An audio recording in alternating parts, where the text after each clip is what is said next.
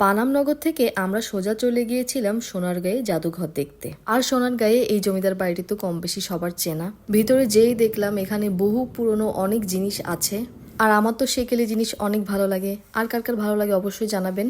তো এটা ছিল জাদুঘরের ফার্স্ট ফ্লোর। তো এখানে যে দেখলাম বেশিরভাগ জিনিস হিন্দুদের দেবদেবীর মূর্তি। এখানে গণেশ ঠাকুরের খুব সুন্দর মূর্তি আছে যেগুলোর বয়স শত শত বছরের পুরনো। আর ফার্স্ট ফ্লোরের ম্যাক্সিমাম জিনিসগুলো কাঠের তৈরি। এইটা একটা রাম সীতা লক্ষণের কাঠের মূর্তি।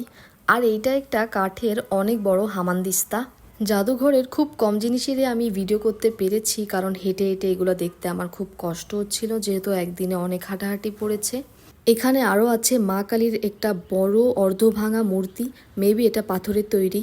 এই যে আরও একটি কাঠের চিত্র যেটিতে কুম্ভকর্ণের ঘুম ভাঙানো হচ্ছে।